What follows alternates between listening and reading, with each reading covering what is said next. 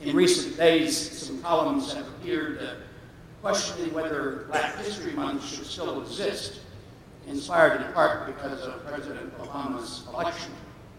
And then others have been suggesting that the civil rights struggle has run a successful course, and it's over. Both are wrong. The issue of race has been the most divisive issue in America's history, in the past and the present. A civil war was fought amongst our states over the question of what they called states' rights. Well, states' rights was based on the belief that one group could enslave another, so it was really about slavery. There were more mortal casualties in that conflict, in that civil war, than all of America's other wars combined. 100 years after the Civil War, the sequel to that conflict occurred. It was called the Civil Rights Movement. It attempted to address the issues that weren't resolved by the war itself. And more citizens lost their lives. There's been a lot of American blood shed at the hands of other Americans on the question of whether the founding principles and ideals and the credo of this nation were real. And did they apply, as said, to everyone? Democracy has been an evolving process in America. We can be proud of the progress that has been made, but let us also acknowledge some realities. Today, laws and courts do affirm that segregation and discrimination do violate the basic tenets of our nation. The Jim Crow laws that came into place after the Civil War, they may be off the books, but a lot of their practices are still in place. We see it in the lender who will not lend, the appraiser who is not fair, the builder who will not build, the business that will not locate in so-called, quote, minority neighborhoods. We see it in the employer who will not hire, the buyer who will not purchase, the business and group that will not include on the basis of race. We see it in the everyday decisions that are made about where to live, work, shop, invest, visit, and worship. We see it in the negative stereotypes of cities and the people who live there. And frankly, these are matters that we contend with every day. Every day. And across this nation, the same challenge exists. The greatest civil rights issue of our time in 2009 is the issue of education. The right to a good education, one that nurtures the individual to fulfill potential and create a bright and a promising future. And that right is fundamental. But it's not a new issue. So to those who think that the civil rights struggle is essentially over, I got news for you. You need to read the history. Read the writings and the teachings of Dr. Martin Luther King Jr. himself as he spoke of the beloved community. But look at the foundation for his efforts in that of the Southern Christian Leadership Conference in the 50s and the 60s, which he led and for which he died.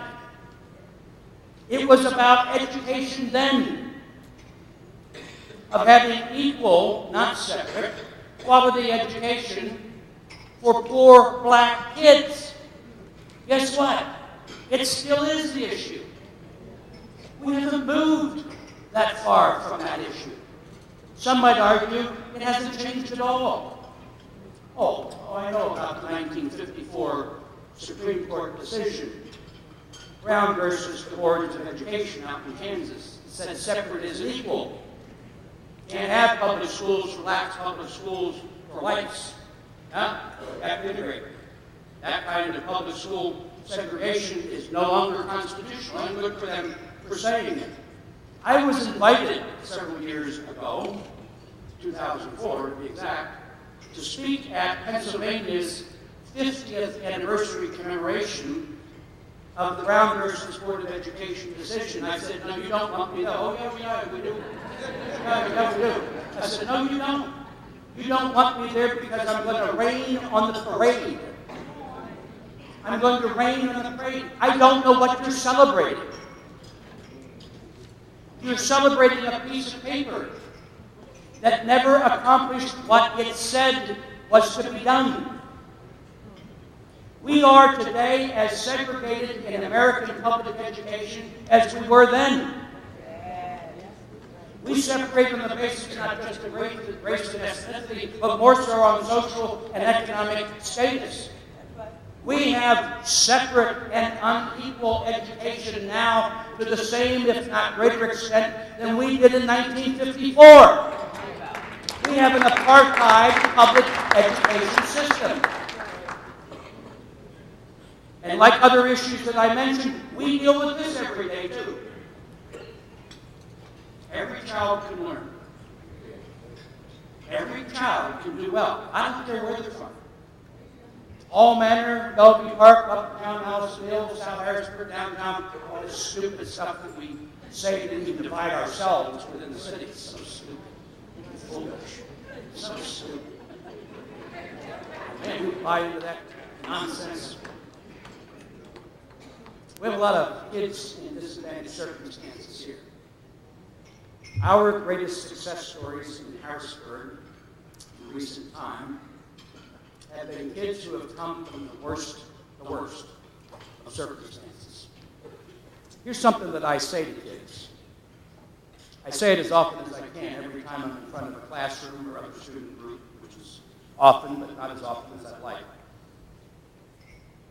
I don't care if you come from a broken home, if you've got two parents at home, or what, well, I don't care, but the point I'm making, I don't care if you've got two parents at home, or one parent at home, no parent at home. Or if you're living with foster parents, or you may be homeless, and at any given time, hundreds of our students are temporarily homeless. Hundreds every day. I don't care if you're from Hall Manor, or Bellevue Park, or Uptown, or Allison Hill, or Hall Crest. None of those things define you. Those things don't define who you are, what you can do, where you can go, how well you can do in life. They don't predetermine for you what kind of person you are, what kind of future that you will have, unless you buy into the biggest damn lie that's been told to our children, minority children in this country, that they won't amount to anything and they can't learn. It's the biggest lie going, and some in the minority community say it along with whites.